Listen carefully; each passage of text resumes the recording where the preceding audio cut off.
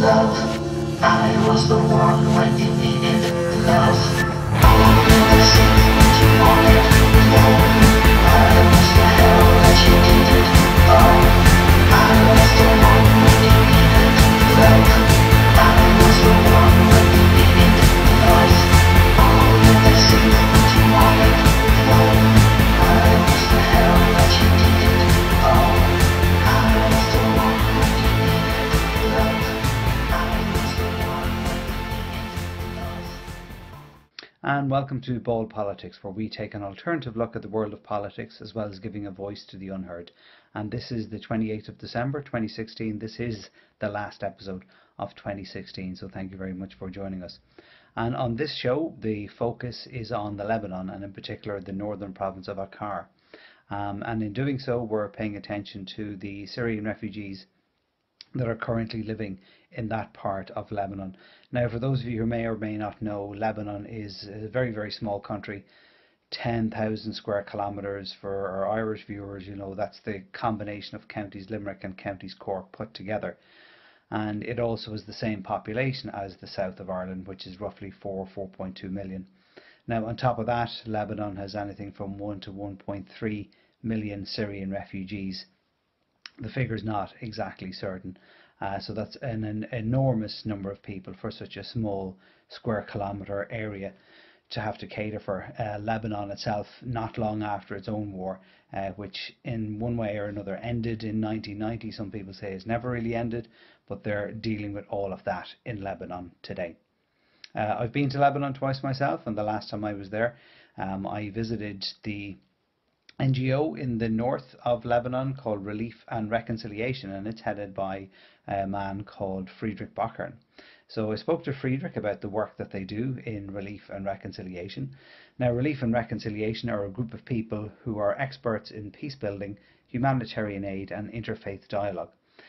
With the direct involvement of local communities, they want to combine peace building with practical help. Their immediate goal is to offer a space for the youth from Syria and from host communities in the countries that shelter Syrian refugees. Now, before we get to that, let's have a look at some of the significant happenings on the 28th of December. In 1836, Spain recognizes the independence of Mexico with the signing of the Santa Maria Calatrava Treaty. In 1846, Iowa is admitted as the 29th state of the United States of America. And in 1918, Constance Markievicz of the Irish Movement for Freedom from the British becomes the first woman to be elected to the British Parliament, and of course as a member of that freedom movement she does not take up her seat in the British Parliament. Significant political birthdays: in 1856 we have the former President Woodrow Wilson, who was the 28th President of the United States, and in 1890 we have the American political scientist, historian and academic Quincy Wright in 1890.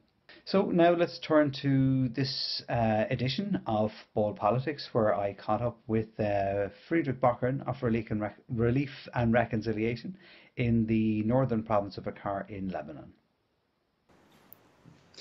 We are a small NGO. We were set up in 2013, and in the beginning it was just a group of friends who knew each other from Damascus and here from Lebanon, and who could simply not stand by and watch how this country that has welcomed us in the past is turned into ruins, and how thousands and thousands of people get killed and tortured and imprisoned. So our basic idea was that we would like to work for the future of Syria as from now. And for that reason we are perhaps the only organization that is combining conflict transformation, peace building, with humanitarian aid. These are normally two different worlds, right? Mm-hmm. The world of peace building is more politics, the world of humanitarian aid is covering the biggest emergencies.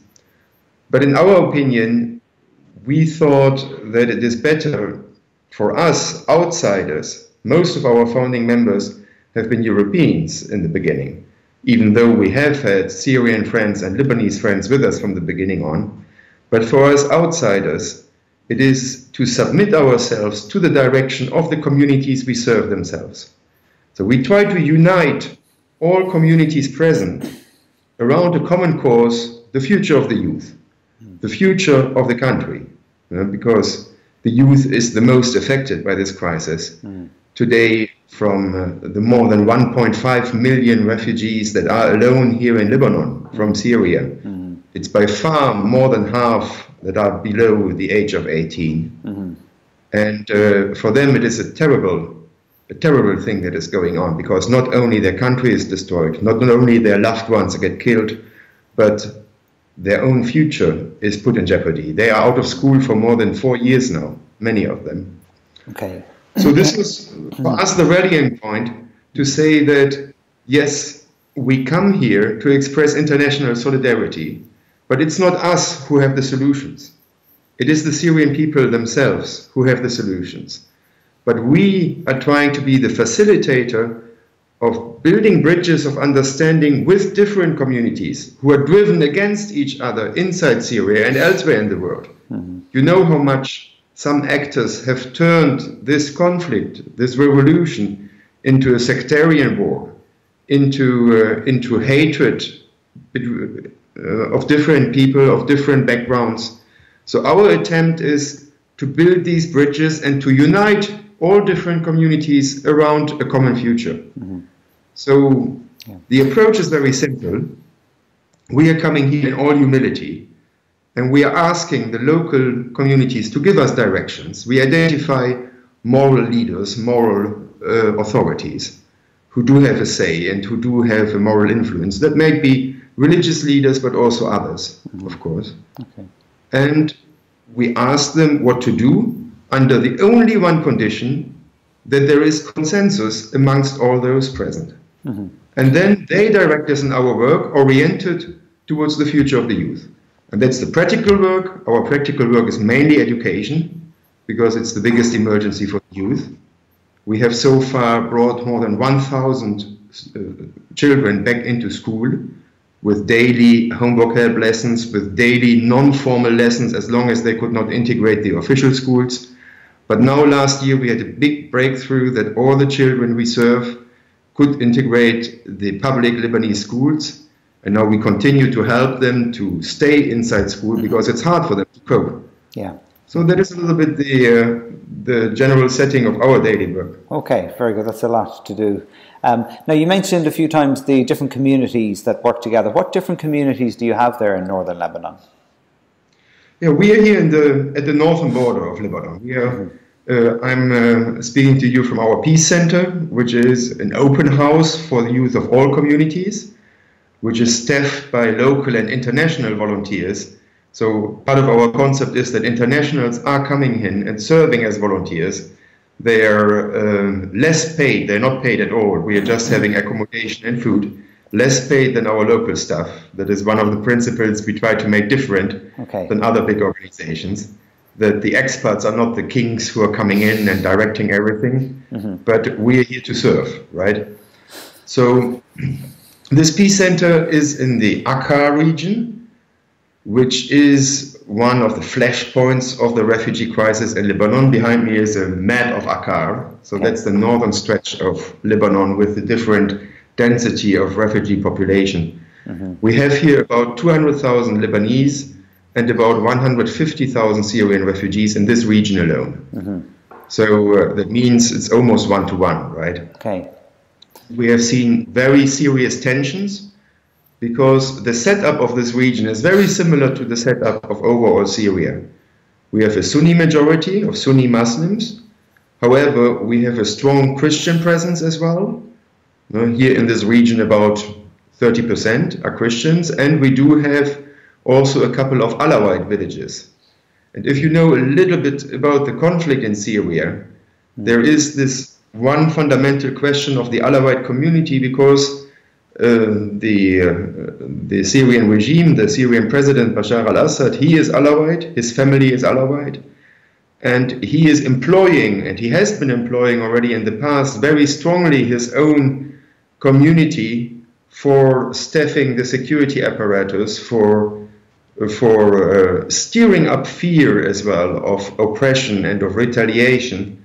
So that it has been a deliberate strategy by the Syrian regime, but also by other actors, of course, to to engage the spiral of hatred and of sectarianism, which is a very dangerous spiral. We have seen elsewhere in the world that once these identities, the confessional identities, are getting involved, the gates of hell are wide open, right? Because it's touching the inner core of what people are. It's not anymore about what they have done, but it is about what they are. So in this area, in Akkar, we do have Sunni Muslims, we have Maronite Christians, Orthodox Christians, who are also different than the Maronite Church, which is a Catholic church affiliated to the Catholic world. The fourth big community is the Alawite community. So of course it was quite difficult to bring them all around the table. You can imagine, especially the Alawites were very suspicious. What is this European organization coming here and working in the refugee camps? Almost all refugees are Sunni. Entirely all refugee camps are only Sunni Muslims. So the sectarian tension is here, and we have seen open violence in our region. That means not only assassinations, but also really besieged areas, rocket launch, mortars, everything you want, sniper fire. And the tension has been here. And those... Fortunately, over the last 3 years, it did become much better. And fortunately, at a very small level, we could bring all the different people to work together for the future of the youth. So we established first contacts with each of the communities. We have then a steering committee of moral authorities who say us what to do, under the only condition that there is a consensus amongst all. And then in the last phase, we start to implement, and that has been more than 3 years from the Peace Center, that we are starting to bring children back into school, that we start informal education, psychosocial support, very important. Of course, so many traumatized children who have lost their loved ones, who have seen their parents getting killed in front of their eyes. We have, most of the children had to flee 8 days on foot through the mountain in winter here. So there are all kinds of activities, educational, psychosocial, and emergency aid, that we are implementing for the different communities here and under their direction.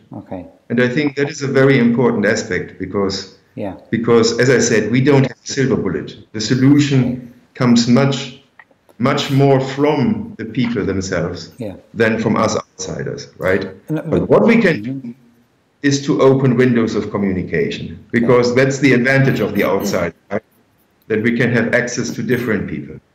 Who do not necessarily agree with each other. Now with all those different communities, and particularly with the tension that exists between them, how do you reach that consensus that you've talked about? You know, it is, you have to be in it for the long haul, right?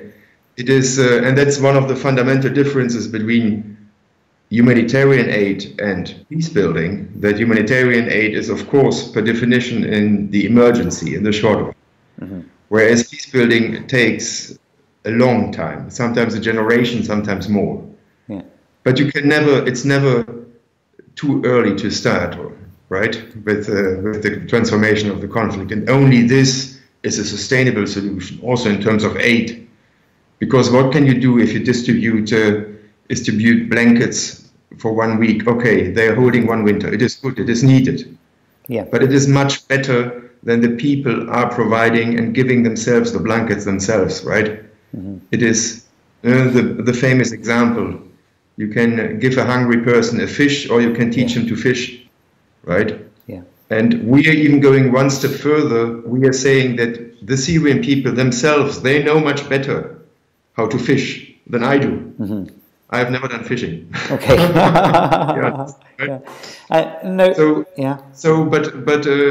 that means don't come in as the white knight on the white horse or with the big white SUV nowadays and feel it's not about yourself, right? It's about the people we serve, and it is important to be here in solidarity, but it is, you know, the solidarity schemes amongst Syrians are so more efficient than all the international aid that is brought in.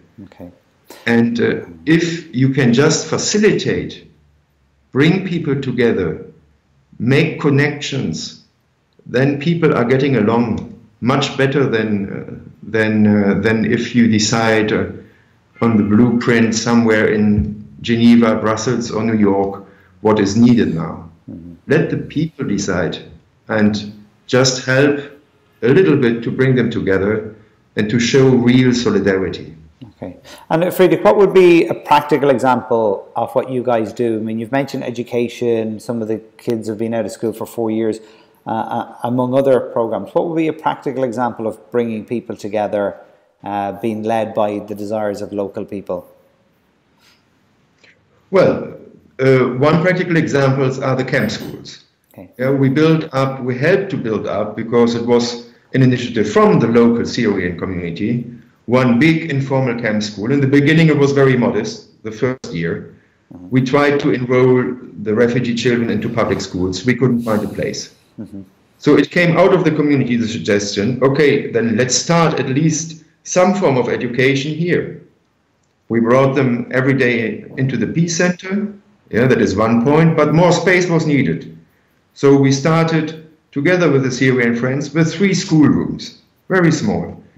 And we brought together international teaching volunteers, local Lebanese teachers, and Syrian teaching volunteers to work together on the education and the future of those children who have recently arrived. And this started very small in 2013, just 3 classrooms. And then by last year we could reach, with 1 camp school alone, more than 400 children. So it was expanded to 14 classrooms. And now this year we are more investing into a 2nd camp school, which is also starting very modestly, just with 2 classrooms. And we are aiming with our private donation campaign to support the community to expand it to more classrooms, for providing homework help, for keeping the children in school. As I said, fortunately, last year was a big breakthrough in terms of education, that after much pressure, the Lebanese Ministry of Education agreed to open the public schools. Okay. And it is very, very, very, very good news for the children, because now they are getting a formal education with official certificates, which of course is very important for wherever, because we as a small NGO, we cannot give official certificates, we cannot grant an official diploma, a degree, a school degree. So it's very, very important to work together and not against the local authorities, even if it is difficult sometimes. Yeah, yeah. Okay. Even if it is. Yes. So in this work was possible because of the engagement of the Syrian communities, because of the involvement of the Lebanese, which normally are also a bit critical. What do all these refugees want? You can imagine, you know, with this wave of refugees, there's much resentment also in the population. So, but bringing these together, having this triangle of success, right? The official schools, the Syrian civil society, and an international NGO as facilitator. That did work out, and now the more than 1,000 we have worked with are all in public schools, and this is already a great success. Okay. So we continue daily homework help, because, you know, it's not yet done. It's much more difficult for the Syrian children to be in Lebanese schools than in Syria. Here the curriculum is entirely in French, well, in large parts at least. Yeah. Whereas in Syria it was in Arabic. So it's a huge difference, right? If So they still learn French. Different language. Yeah.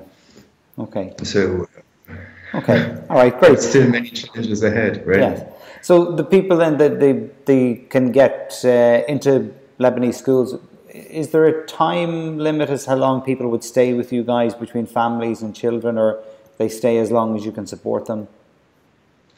As long as we can support them, of course. And it is hard, because we chose, our board of directors chose as a strategy to rely mainly on small private donations. Why is that? All big international NGOs that are working here are working in the field exclusively with public grants, with public money. And of course it is a great help when you get a public grant of several $1 million for implementing some actions. However, it is also a great dependency. You know, and this is, and we can see it, that this work is very much donor driven, It is driven by some concepts, some program lines that have been developed, of course in interaction with the field, but which have been developed in headquarters in Geneva, in New York, in Brussels. And you have professional fundraising departments who are just writing one grant application after the other, getting a very meager input. And and then you have to implement it. Then the money arrives and you have to implement it without even often asking the local communities if it is still needed in this way. No, you have to do it. And for making up for this lack of anchorage with the local communities, there is this nasty habit of throwing money. We have seen so much distortion of the local economy because of the big international aid that is coming in. It's a huge problem. Their salaries have gone up incredibly of local staff, higher than in Europe nowadays, because of the competition of big international NGOs who do not really have an anchorage in the local civil society, but who compensate by rising the price, right? And I've seen very bad things. Director of a social development center of the Lebanese ministry. Everybody agreed he was doing a tremendous job. He had small staff, 15 staff members, but he was doing a very good job. But then he got his third kid, and of course it's getting a bit short the end of the month, so he could not resist the temptation to become now a driver for a big international NGO, because they are paying for their drivers the triple of the salary he had received as a director for a Lebanese social development center. You see, these developments, it's very difficult. And for this reason, we say, okay, it's rather, we do accept public grants and we obtain some of them, fortunately, and it is a great help. We have done a big academic study on the education situation of Syrians in Lebanon, together with one of the most renowned Lebanese universities, 3 of them. So these kind of work you can only do with public grants, because you cannot advertise it for small donors. Why should they fund a public academic study? However, it is needed.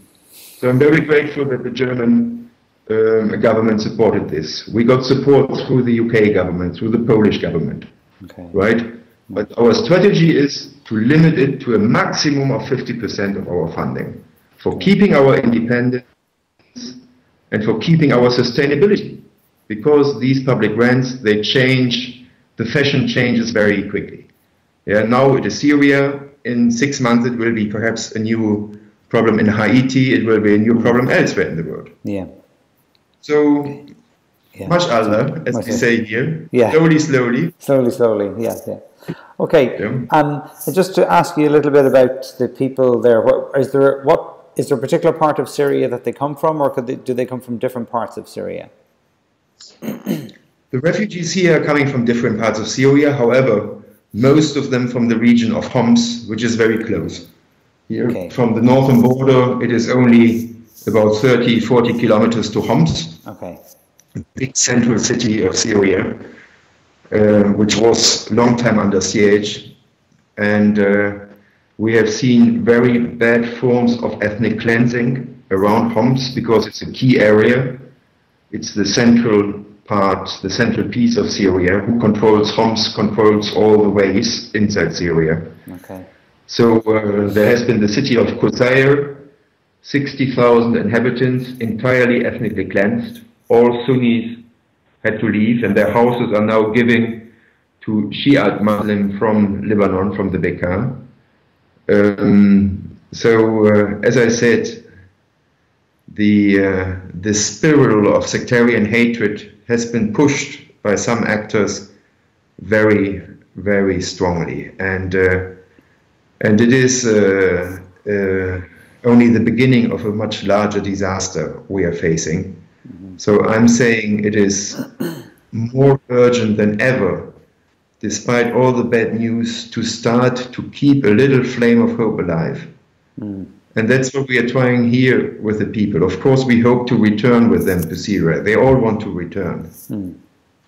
They all wish to return. But in this region, in this small area of Akkar, over the last 4 years, I think we have shown that peace is possible and the future is possible. It's a little area only, a little flame of hope. But if we cherish it, if we nourish it, it can become something like a lighthouse also for many others. And it become a model, and it can do good for the people themselves, of course, yeah, for the people we serve. So thank you to Friedrich very much for his time. If you want to know a little bit more about what it is that they do, you should check them out on reliefandreconciliation.org. And as I said, this is the final episode of 2016. I hope 2016 was a productive year for you, and hopefully 2017 will be also. We won't be back until the middle of January 2017 with our first show then. In the meantime, if you want to get involved with the show, give some feedback, you can contact me at the details here and the details to follow. So until January 2017, from me, Peter Carney, and the rest of us here, take care. Love. I was the one when you needed love. All the things that you wanted more.